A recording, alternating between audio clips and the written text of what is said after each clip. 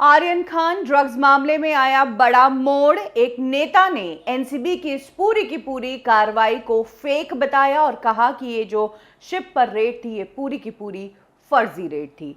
और तो और इस नेता ने ये भी इल्जाम लगाए हैं कि इस रेड में एनसीबी की टीम वाले अपने साथ कुछ बाहर के लोग भी लेकर गए जो कि गैर एनसीबी है, जो कि एक पर्टिकुलर पार्टी से कनेक्टेड है। नवाब मलिक ने आज शाहरुख खान के बेटे आर्यन को अरेस्ट करना और क्रूज की इस पार्टी को बर्स्ट करने को सिर्फ एक साजिश बताया और कहा कि बॉलीवुड को सिर्फ और सिर्फ टारगेट किया जा रहा है। नवाब मलिक ने दो ऐसे पॉइंट इस रेड में उठाए हैं जो वाकई में चौंका देने वाले हैं और सोचने को मजबूर करते हैं।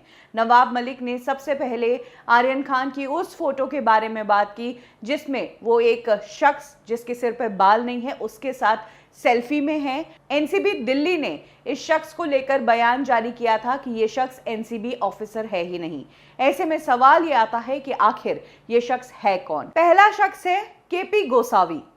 नवाब मलिक ने कहा है कि केपी गोसावी एक डिटेक्टिव है और अब एनसीबी ने भी कह दिया है कि ये जो शख्स है ये इनकी टीम का हिस्सा ही नहीं है। ऐसे में केपी गोसावी इस रेड में इतना अंदर तक कैसे घुस सकता है?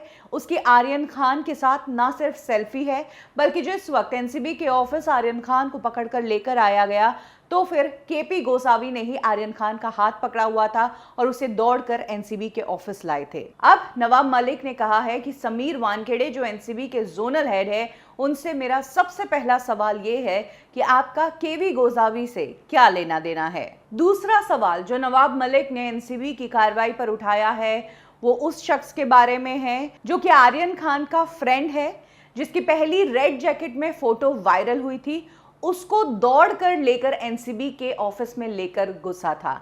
ये शख्स है मनीष भानुशाली। नवाब मलिक ने मनीष भानुशाली को लेकर खुलासा किया है कि मनीष जो है वो एनसीबी का अधिकारी नहीं है, वो तो बीजेपी पार्टी से कनेक्टेड है, बीजेपी का ही एक कार्यकर्ता है। इस मनीष भानुशाली की मोदी जी और अमित शाह सबके साथ पिक्चर्स है, तो कहीं ना कहीं इस रेड में पॉलिटिकल एंगल है। समीर वानखेड़े की टीम जो है इन गैर एनसीबी लोगों को लेकर रेड पर कैसे जा सकती है, ये सवाल नवाब मलिक ने पूछा है और सबको चौंका दिया है कि क्या वाकई में जो हम सुन रहे थे अब तक कि समीर वानखेड़े अपनी टीम के सभी काबिल ऑफिसर्स को लेकर इस रेड पर गए, लेकिन इस रेड का हिस्सा वो लोग भी थे जिनका एनसीबी से लेना देना नहीं, और उसके बावजूद वो अक्यूज यानी कि आर्यन खान और अरबाज के हाथ पकड़कर उन्हें दौड़ाकर एनसीबी के ऑफिस में ले जा रहे हैं। ऐसा कैसे पॉसिबल है? क्यों एनसीबी की टीम ने इन लोगों को, इन बाहर के लोगों को अपनी इस कार्रवाई में, अपने इस टॉप सीक्रेट ऑपरेशन में शामिल किया? ये अब बहुत बड़ा सवाल बन चुका है।